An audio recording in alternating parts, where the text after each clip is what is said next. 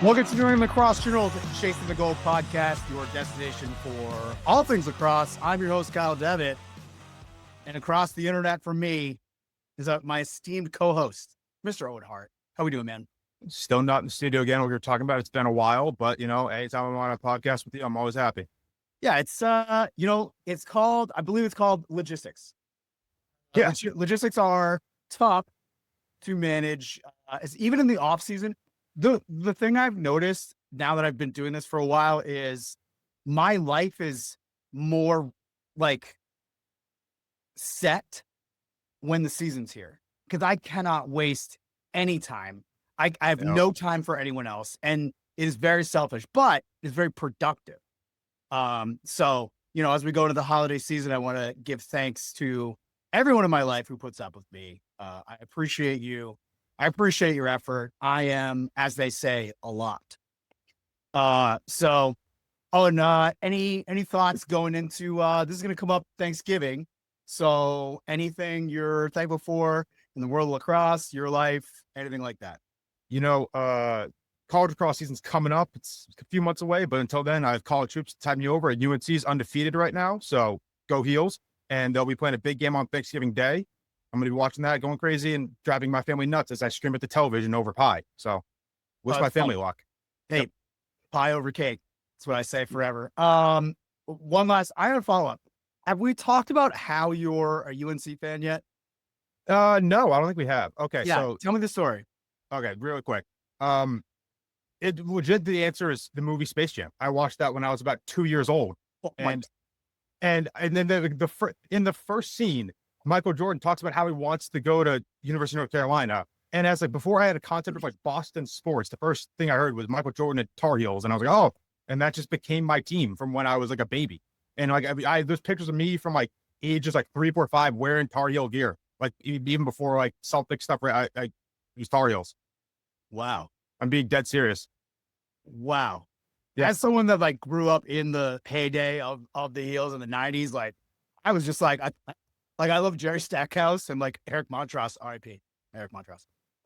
Stackhouse was a dog. Stackhouse was I switched my number in high school to when I played basketball. Yes, I played basketball. I know it's hilarious, but I have two state championships where I played 5 seconds in the championship game, the second one. But I was an integral defensive cog in the first run where I wore 42. And it's I wore, because it's double 21, and I couldn't have 21 because we didn't have it. So I wore 42 because of Jerry Stackhouse. So shout out Jerry Stackhouse. Yeah, that's the story. Hopefully no one's turned off the pod. Let's get into our guest. Yeah, let's get our guest in here. Let's get into our guest. It's Brooks head coach Ian Speliotis. Am I saying that right? Yeah, you are. And thanks for having me on, guys. Really appreciate it. Awesome. I cannot believe I nailed that pronunciation. Let's just go where we start with everybody that comes on the pod. What's your background in lacrosse, and how did you get into playing and coaching? Yeah. So, kind of 10,000 foot view. I'm in year 4 as the head coach here at Brooks, and actually graduated from Brooks once upon a time in 2014. I was a captain here, and played hockey as well, and hockey captain here, and so actually had the hockey bug in high school and ended up playing in college at St. Michael's in Vermont. And then after graduating from there, wanted to get into coaching. Got my coach's start at Culver Academies out in Indiana, coaching lacrosse, coaching hockey there, working in the athletics department, and, just got to work with some amazing players in both sports and learn from some fantastic coaches and get some really great experience out there. And so moved from Culver. I wanted to get into teaching English. And so had an opportunity at the Frederick Gun School, the gunnery in Connecticut. Was coaching lacrosse there, coaching hockey there, teaching English. And then, the spot here at Brooks opened up, and it's been a great fit for me and my family. And so it's been a lot of fun being back at where the prep journey began for me. And, we've really been trying to build back to where I think we can be in the ISL. And, we had some good teams when I was a player here, some good teams after I graduated.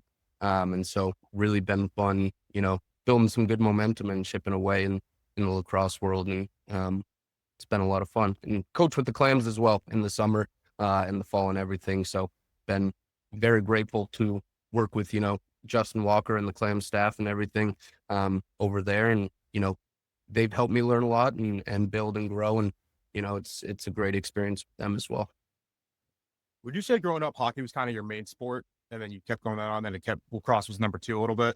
Yeah. So it was funny. I was always, as an athlete, I was always better at lacrosse, but I'm sure a lot of, young players feel this way. There's something about hockey that you just kind of get addicted to, and it sticks with you. And, I laugh about it now. Not that it's, a regret of mine chasing that, but I think I would have had some better opportunities if I, prioritized lacrosse a little bit more. And so it's a fun question, because that's kind of my message to a lot of guys now.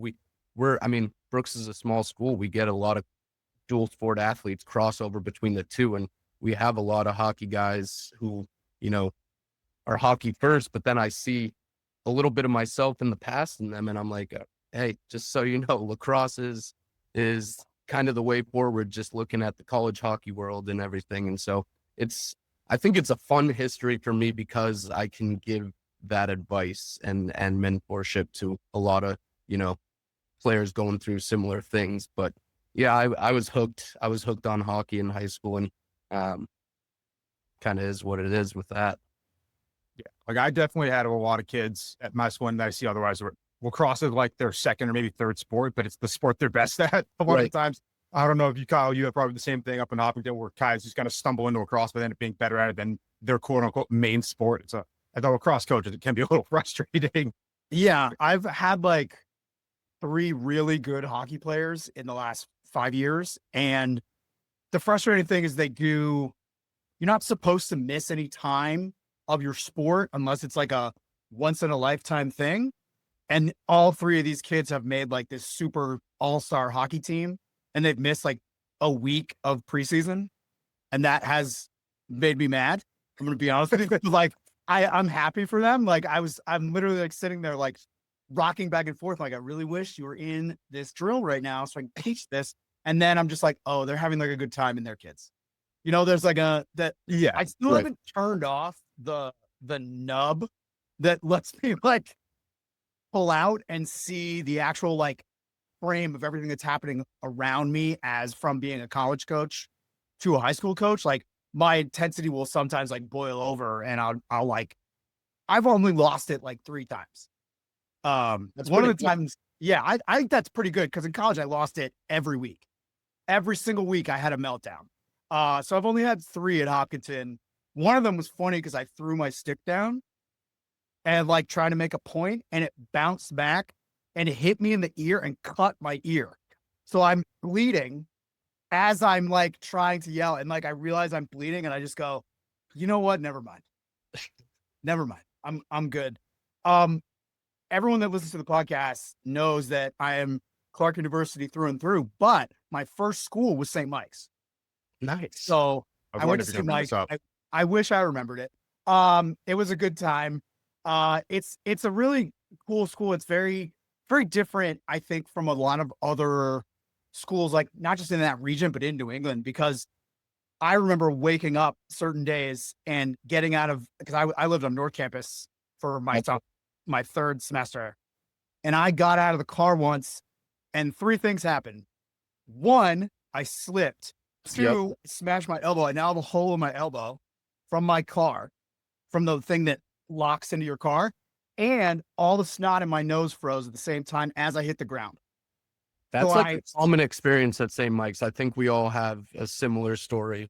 I was going to ask that. I checked afterwards. It was -12. Yep. And I went, where am I? That is insane. It was bad. But like, when it's nice there, it's so beautiful. Like, Vermont is insane. I love Vermont. I love Maine. I love New Hampshire. The other states in New England, sure. Yeah, thanks. But hey, listen, you got industry. Yeah, right. Continue. I know. I need to lay off the mass people. The mass people are really mad at me in the comments and like in my emails. for making fun of Massachusetts, but you tried driving to Fitchburg 3 weekends in a row and see how you feel about Massachusetts. The point of my question was going to St. Mike, like what made you choose that? What was your experience like there and your best like St. Mike story? Yeah. I think what really pushed me to choose St. Mike's was, again, I was very invested in hockey at this point. Like I mentioned, I had some good opportunities, I think, lacrosse wise, but was just kind of hooked. And so St. Mike's didn't require me to play junior hockey. So I went right there and, didn't have to tack on the extra 2-3 years that a lot of players do right now. I think, what was the other part of that? Just, your experience there and Experience there, I kind of mixed, honestly. I think you kind of nailed it with when it's cold and it's bitter and it's dark, it's certainly a challenge. And unless, you're a avid skier, snowboarder, which I'm not, it's a tough place. But I think, the classroom setting there, the professors, everything was kind of really aligned with what I wanted. And I had a great experience in the classroom. Athletics, personally, I think oftentimes we underachieved, and, that's kind of obviously, frustrated athlete looking at things through a specific lens. But I always, really think that given the facilities at St. Mike's, it's kind of a hidden gem and could be, something pretty special, given the opportunity. And you look at their lacrosse program now, you look at their hockey program now, like they're doing some really great things. And so shout out to Coach Smith out there. He's doing some awesome things, and he's really got that program in a good spot. And so it's been a lot of fun to watch, just because, as a student there, I always felt like, okay, we got something pretty special here on campus. And then it's just about stringing it together. And he seems to have been able to unlock that. And you see, the guys, the names he's getting in, it's really cool to see. And so kudos to him. Best story from there. They always have a good time in the springtime. I think, they do a thing called Derby Day, which is a lot of fun. Most colleges do something involved with the Derby, but, people wearing fun hats, fun outfits, having a good time. They do a little horse race there. So I think, my senior or junior year, I was one of the horses for the horse race. So that was always fun. Actually, no, I think I was the jockey. Which if you have me as a jockey, I'm, built like a cigarette machine. So you're doing something wrong. We had another ISL coach on about a year ago and asked him this question. I'm curious your perspective on it. If you look down to the realm of college athletics, you see with the NIL and the transfer portal, kids are changing schools 2-3 times before they graduate to go to the draft. Have you seen any of that kind of trickle down into like the prep levels, especially the ISL? It's so vast between 16 schools all around Massachusetts, Rhode Island, whatever. Have you seen that in the ISL where kids are changing schools, moving to and from, or do you think that's not really happening that much? No, it's certainly happening. I think probably less at the high school level than at the college level, definitely. But it's certainly happening, and you see kids bouncing from schools all the time. Obviously, there's various reasons, right? Some are academic related. Some are, you look at some of these prep schools, right? They're financial related. There's tons of pieces. There's athletics related. At the end of the day, kids want to play. They want to play with, good players. They want to play with, winning teams and winning programs. And I don't think you can really fault them for that.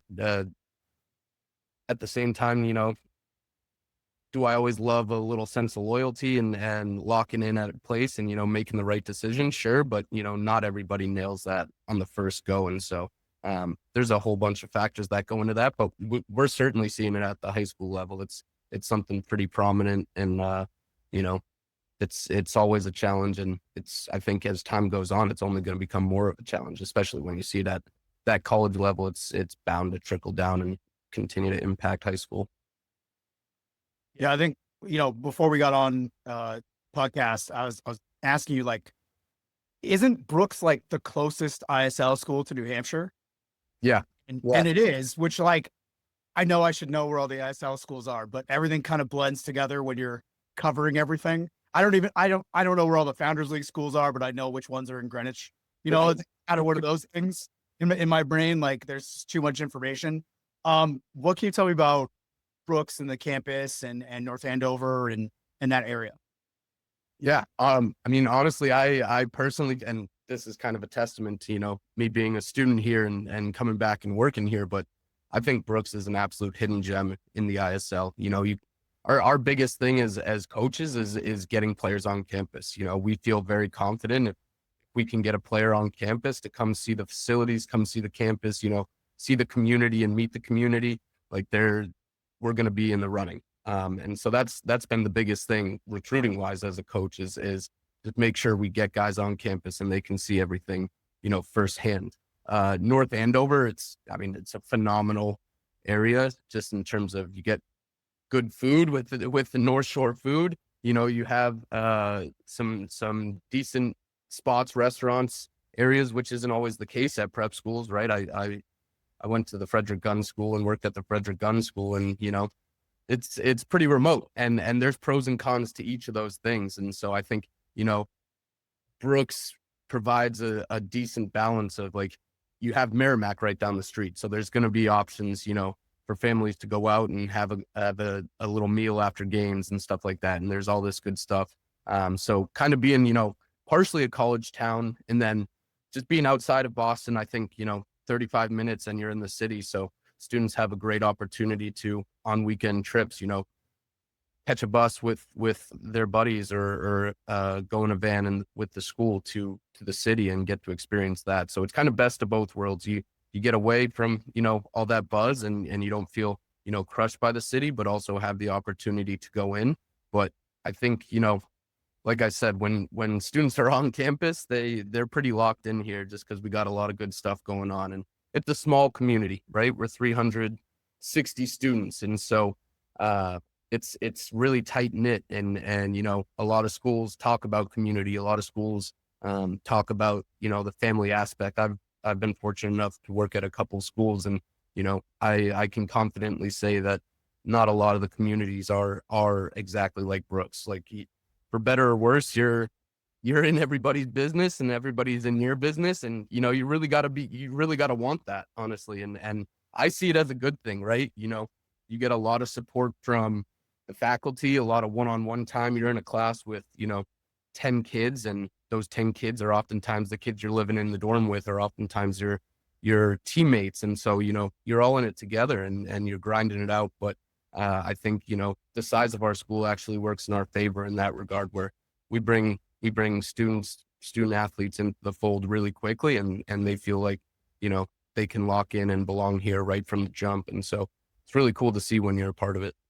I'm going to let Owen ask this question, but I'm going to do one shout out before we go. You said great place to eat. My favorite Thai restaurant is in North Andover.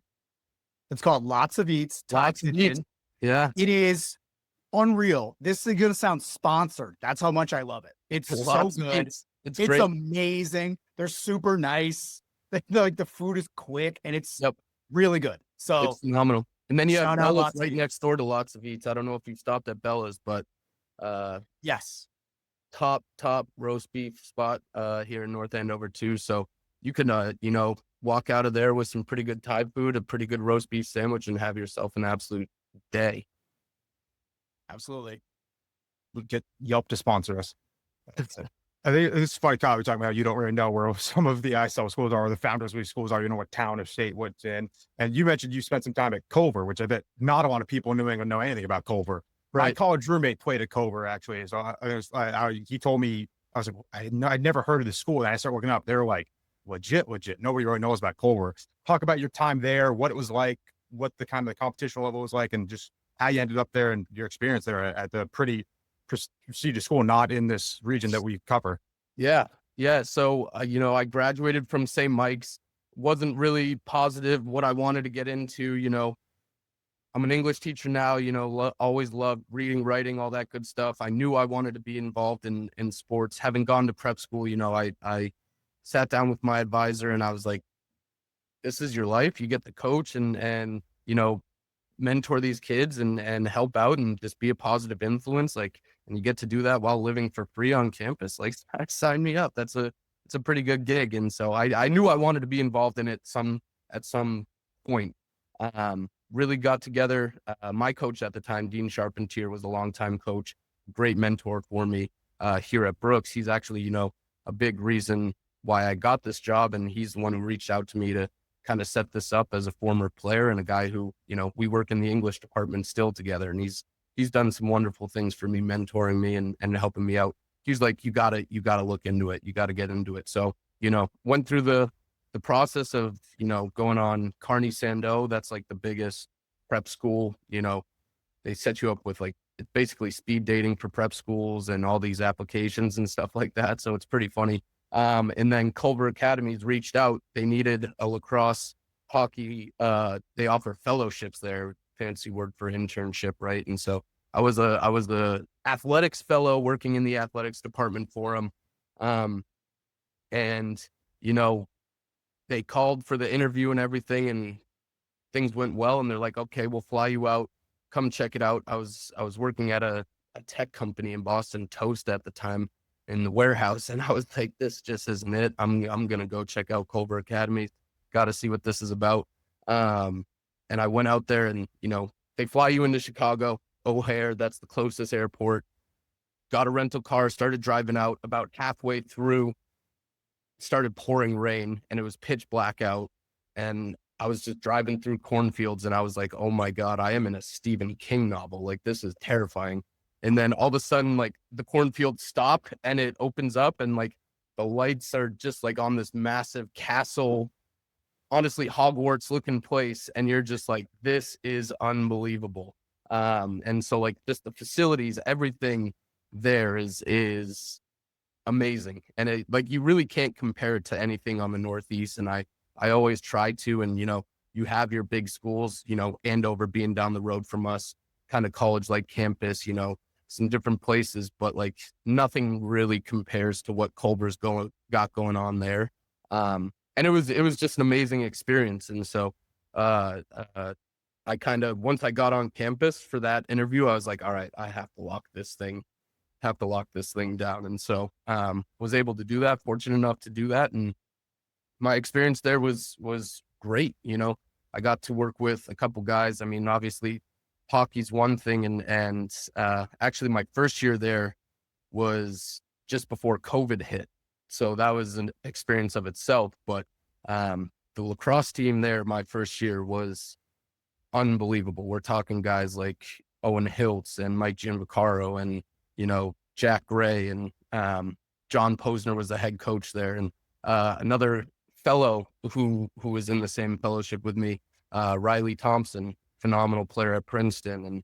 And he was a phenomenal assistant coach, just like a offensive whiz at Culver. And he's doing some great things for the Hill now. And so just building great relationships, being able to, keep in touch with him and be able to pick his brain. And but it all got cut short, right? Like everything, we didn't even have a season that year because of COVID. And so, they were looking at that team like, wow, I think we were ranked number 1 in the country at that point. And, I was very much in hockey. They require you to coach multiple sports. And so like, I was really into hockey at that point, was, waiting on the spring season to check out this team. And I was going to be coaching with their varsity team. They have multiple teams, their prep teams, top team, varsity team. They play like in-state Indiana and still have some great players there. But that season got cut short. And so they had just beat, the U20 USA men's team at Ohio State. A month and a half later, they're looking at their season like, this is the best team we're going to have in program history pretty much. And it got axed because of COVID. And so had to battle, a whole bunch of different set of problems with that. But Coach Posner ended up moving on. He's at Lawrenceville now and doing some wonderful things there. And, got to learn a lot from him in the short time that we were together. And, just tried to be a good listener when you're around a guy who's had that much success and has been doing it for as long as he has, and just soak things in, whether regardless of the sport, right? Like, just learn from a guy who's been coaching and has that much experience. And so it was a luxury with that. And then fortunate enough to work with John Bersner after that. He came he came to Culver from VMI, and, you know, very different presence, very different approach, but, you know, kind of a lot of the same lessons. And the biggest thing, my biggest takeaway from them was just the relationships they built with their players, right? Like, you just saw guys invested in playing for them and willing to run through a wall for them. And so that was my biggest takeaways. Like, how can I implement that in future teams in all sports? And I think it's the biggest thing. If you can connect with your players and you know, get them to do good things and the things that, you know, your team deems valuable, like you're gonna start to make some progress. Yeah, I think we look at things like that as Owen and I are JV coaches and varsity assistants, right, in two different states, but very similar schools in a way, except for size, just kind of where we are in the landscape of where the division we're in. And one of the things that I think I talk to kids that play for other sports a lot and other schools and this whole cycle of like that some of them go prep, they're asking me when they should go to prep, stuff like that. And I think one of the things that we don't talk about enough, especially in podcasts like this, is the actual culture of a team. And people use that as like a buzzword. Oh, this is our culture. This is our, no. Do you like playing here? Like, I think culture starts with like, do you like what you're doing? And if the answer is no, then like, don't. You know, like that's my view on it. Like, if you don't like it, you don't have to do it. You know, like if you don't want to buy in, then don't. Like, I think there's so much pressure on from parents, from other sources, other places to like have their kids be like, oh, I'm going to go D1. I'm going to play for this guy. I'm going to play for this school. This school is going to secure my future. But, and it will in certain cases, but not with the sport. And like, whenever kids are like, oh, I'm going to go prep. I want to go prep. Where should I go? I'm like, well, what do you want to do? And they always just blank, literal, like that look, the Gen Z stare hits me right in the face. And I'm like, okay, you have to have an answer for questions. Like this is a key question in your life. What do you want to do? And a lot of them don't know, and that's fine. But in terms of sports, if you are not committed to playing at a prep school level, like you're going to be on the B team regardless, right? Like, I think that's the big difference. Like with public schools, like, oh, you can just play JV till you're a senior. It's fine. Like, no one cares. That's great. I like nurturing those kids just as much. But when you make the decision to be a prep player, I'm going to go play lacrosse at Brooks. You need to have the mentality of like, I have to do all the things that I need to do to get here. And I have to enjoy the grind of that. Right? Like, I feel like that's the one thing that's like really missing when we have conversations with younger players. Like, do you like shooting after practice? Do you like running sprints outside of practice?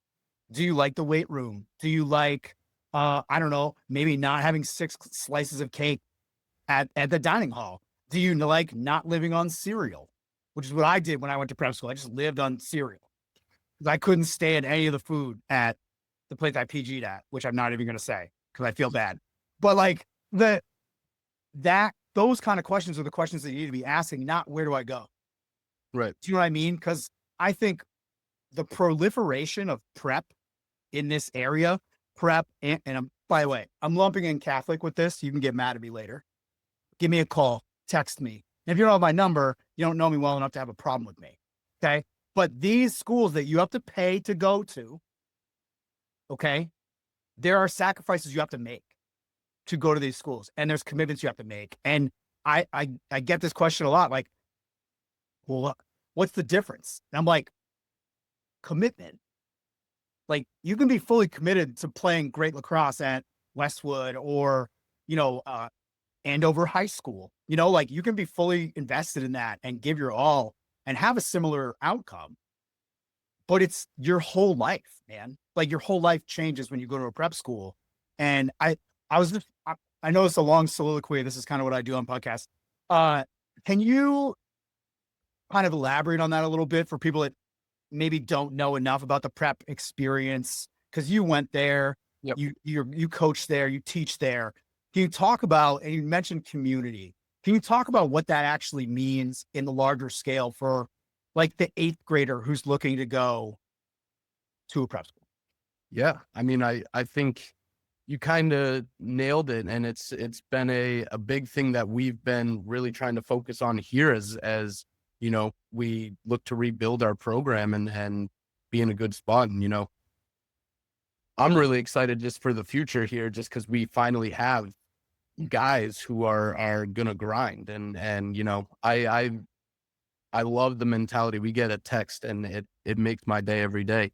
Coach, can you open up the shed for the balls and turn the lights on at the field? And so now, like, we have guys who are putting in that work. It's like, coach, get a text at 6 a.m. Coach, can nobody's down here. Can you open up the gym? And it's like, this is the best thing ever. This is what you want. This is what it's all about. And I think that's the coolest thing about prep school. That's the best thing about Brooks, right? Like, if you're a boarder here, you have access to the facilities, not 24/7 because there's rules like study hall and everything like that. But like, you can find time to really put in the work, to hone your craft. And so like, we're really excited just because the culture, we've been working hard to develop with growth and just a work ethic is starting to really set in and lock in our locker room. And it's really cool to see kind of firsthand every night, get a text about setting something up. And my apartment, I live on campus, my apartment's right across from the field. So I can literally see who's out there working under the lights. And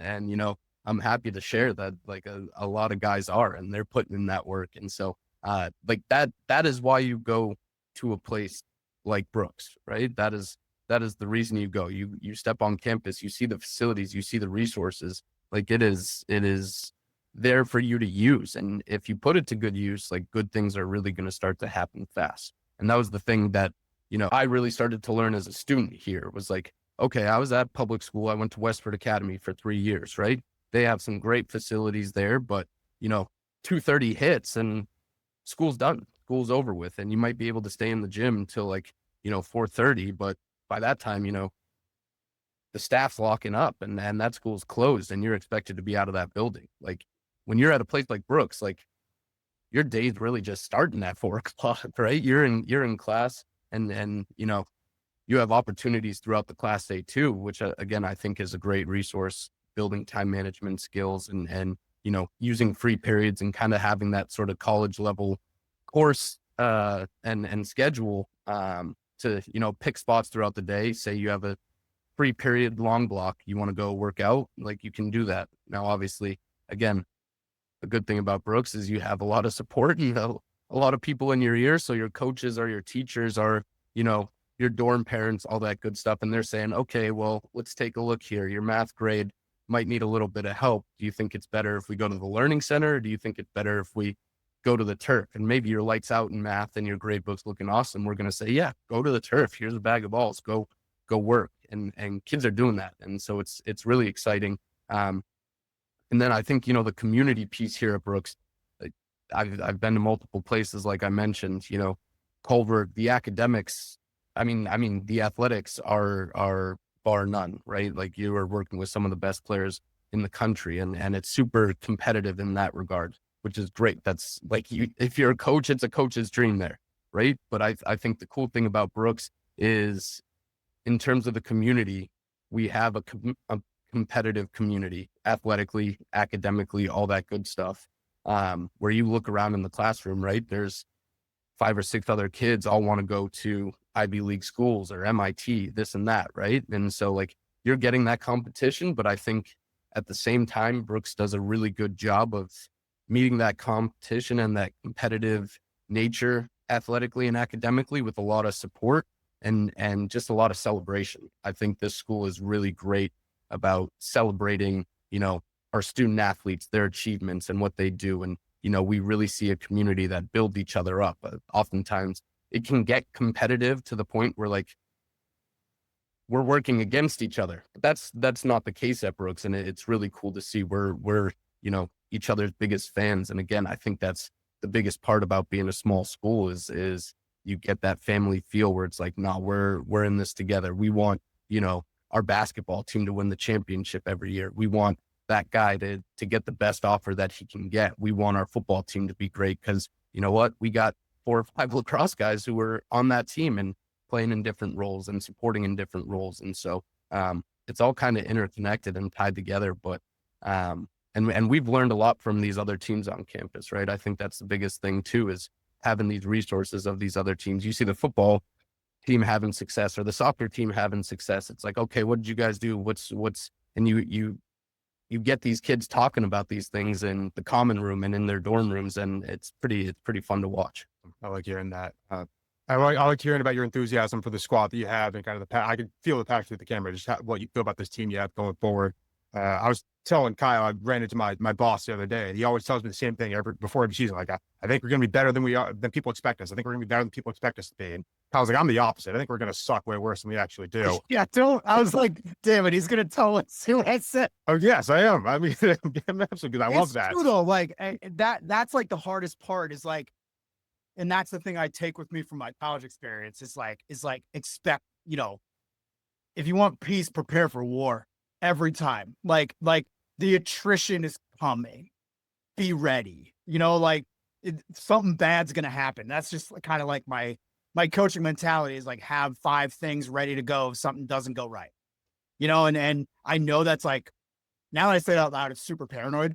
But it's like, that's how I look at it. Right. Like, and I think it's different. Like, I mean, I gave a talk a couple of years ago. I think you were at it, right? At MYL. And one of the things that was funny to me is like all the I could tell which people were there were parents and which people weren't, because I would draw up a drill and I would say, this is why this worked better. And I get 7 questions about why. And I'm like, the answer inevitably is like more kids are involved, right? More touches. Like that's like my whole thing is like, if you have more touches, you have more opportunity to, every touch is like 1/1,000,000th of a percentage getting better. Right. Like that's like how I look at lacrosse, how I coach lacrosse youth all the way up, and going through that and being ready and being prepared with another drill and having the only downtime be go get water is like my number one thing coaching. Like, cause your wins are not made in the moment. Your wins are made in the beginning of March, in February, like in the off season to a certain degree. But like, I really think that when you can get the culture to a point where kids care, you care, and then the parents start to care more than just the self-interest of their kid, that is the key to winning any. Because I don't think teams win without that. At the high school level, prep, otherwise. I just don't think you win. Like, you can have all the talent in the world, but we've seen great examples in the last couple of years of having all the talent in the world. But if you don't have a little bit of luck, a little bounce goes your way, a run out to save a possession, that's not made by talent. That doesn't happen with talent. Talent is almost like, yeah, of course, like there are teams that are more talented, but when you put them against each other, like you earn those things. I think I again, I said lucky bounce. I don't mean it. I don't think there is luck. I don't think there is gift, like I was saying that to a kid the other day. Like he was like, oh, well, like, cause I was joking. I was like, well, my gift is to make everyone mad. That's kind of it's my gift in life. Right. Like I should have been a lawyer. And he's just like, I don't think that's your gift. And I was like, well, yeah, because gifts aren't real. And he's like, what? And I was like, you're not gifted anything. You learn, experience, and you earn the ability to do things. No one's gifted with stuff. I don't believe that. And that comes from obviously my upbringing and my athletic career, as well as what I do right now. Like no one was like, definitely going to be doing lacrosse podcasts, definitely going to do ranks for national magazines. Definitely. No, dude, I'm a 5'7", 180-pound kid from one of the smallest towns in New Hampshire. I didn't, this isn't a gift, my man. Like I try to get that through to every kid I coach. Like Do not look at it as a gift. Do not. I think that's a great philosophy. And,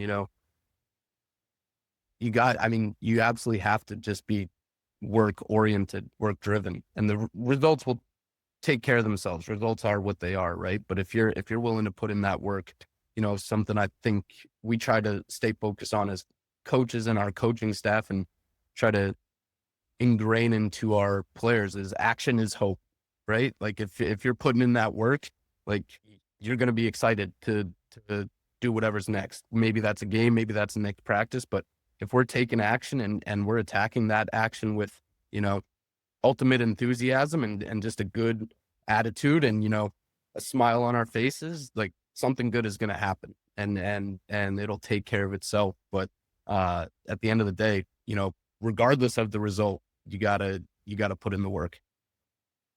Yeah. Since you've been a just relatively newer coach at Brooks and trying to change the culture there, can you think of a moment in your, either it was a signature win or some like moment that clicked, or a practice, a moment with a kid, where you feel like that was kind of like a turning point for you in either the coaching, the school, just kind of something that you're like, you know what, it's a little different now, like after a certain, maybe not a certain moment, but just like a time change where you feel like, things are kind of like trending up after this.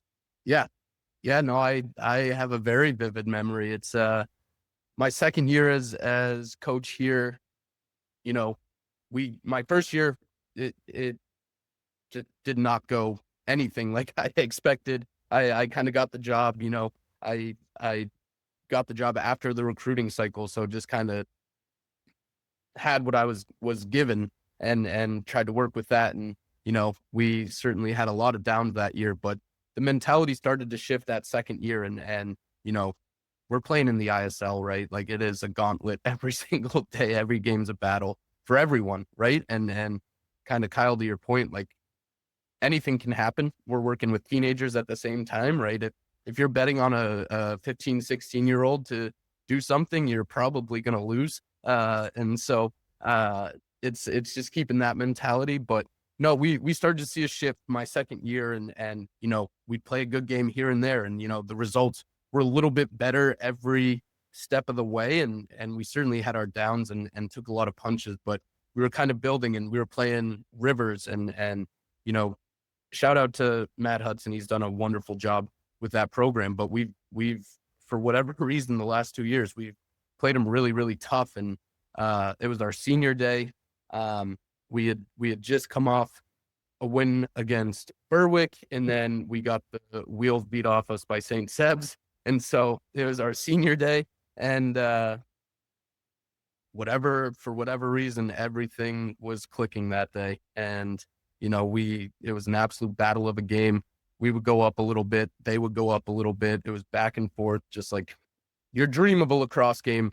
Ended up going into overtime.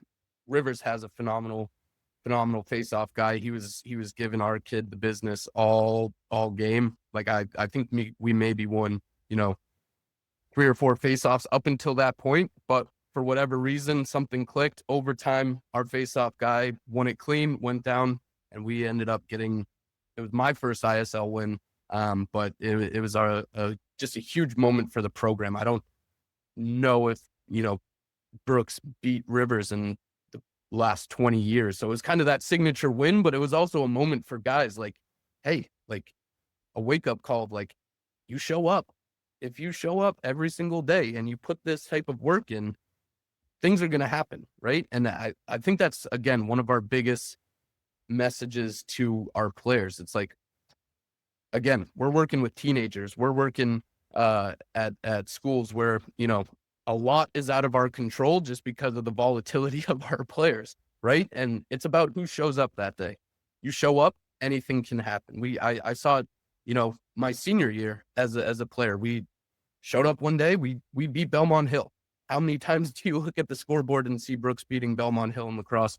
Not that often, but like for whatever reason, you show up that day, good things will happen. So as a coach, my mind goes back to that Rivers game. And, again, we've played them well the last couple of years, but they have a phenomenal team, phenomenal coach, really well run. And they went on a great run last year, and shout out to them. But like, just for me, it was that moment for our guys to see like, okay, what it takes. The results aren't always going to be there, but we keep doing what it takes. We're going to climb that mountain. We're going to get over the hump and have opportunities like this more often. Last year, we were fortunate enough to have a couple more of those opportunities, right? And so it's just, building on it year in, year out, climbing the mountain every single year, making sure base camp's a little bit farther up the mountain every single year. And that's kind of one that really felt like it took base camp up a couple notches, which was cool. I know ISL schools don't necessarily like have geographical, hunting grounds, right? But because you can get kids in forever, especially if you're, you have boarding like Brooks. But you're smack dab. Speaking of my lack of geographical knowledge, I did just open up Google Maps, and I'm looking through it, and like in like a not even 50, like 30-mile radius, there's like St. John's Prep in Danvers, like you said, in your town, Phillips Andover, like you have these like places, all Lord's Academies right there, like all those, the Valley, as it's called, is in there. Do you find that like if you're getting kids locally, that's a little tougher? And are you focusing on getting more like a more cosmopolitan roster put together with people players from out of state? Or are you New England focused? Like, tell me kind of your approach, because I feel like every ISL school is very different in how they bring in players, what the players do when they stay there, Right. and like the turnaround of we're getting these national players, we're not getting as many locals. Like, can you tell me where Brooks is in that? Yeah. So, I mean, you hit it on the head.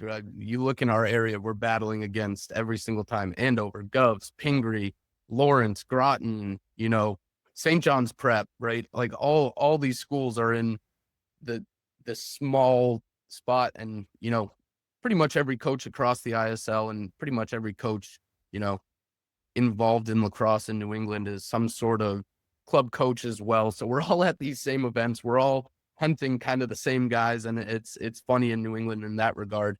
Our biggest thing, our biggest focus is,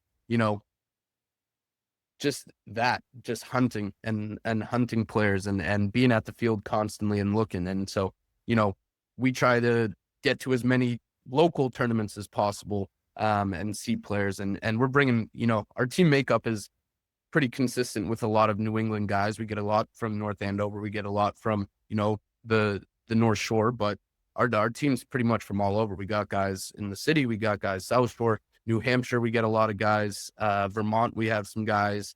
And so we get a lot in that Northeast region. And that's kind of pretty big for a lot of our roster, but we'll always mix in and try to mix in. We like to do our homework again. Like, we like to hunt, always looking for Canadian players. We had a phenomenal Canadian lefty last year who's doing some great things back in Canada right now. We had a kid from last year from Czechoslovakia who again, another really strong lefty who had a great season for us and was doing some great things. So like we really branch out, and not to say, we'll have 10 to 15 guys from, Europe or different countries or all over the globe. But I think if you look at our roster, we're pretty well balanced in terms, we'll have, a West Coast guy here. We'll have some Virginia players and, moving south a little bit. But I think, if you look at most of our roster and most of our recruiting board, a lot of it's in the Northeast. I like hearing I'm not really familiar with Brooks. I'll be honest. I know the ISL a little bit, but I like hearing your energy through the screen, and I'm looking forward to see what you guys do this spring. Really am, because I kind of like everything you said, and I also like everybody likes kind of an underdog, and what do you see Brooks kind of make a bit, get in the playoffs and do some good stuff this spring. I'm really looking forward to it for you guys. Thank you. That's the goal. Yeah. Yeah, I mean, the thing that prompted me to bring you on was like I watched two of your younger players just like eel at the last Pittsburgh tournament at Pittsburgh, and I was like, oh, I haven't had the Brooks coach on, and I think he came to my thing a couple years ago, so I should probably like actually say something and get him on the pod. And honestly, it's great to have you, man. Like I love having all the ISL coaches on. Like shout out ISL coach. If I haven't had you on, hit me up. Yeah. Getting ready for the prep push. I know college comes first, but you know, that's the bread and butter here at New England Lacrosse Journal is the prep scene, and really appreciate you coming on and talking with us. Thank you guys. It was a blast. So thanks for having me on, and really excited for, you know, the future of Brooks Lacrosse, but anytime, happy to hop on. And we want to thank you again for listening to New England Lacrosse Journal's Chasing the Goal podcast. For Owen Hart, I'm Kyle Devitte. See you next time.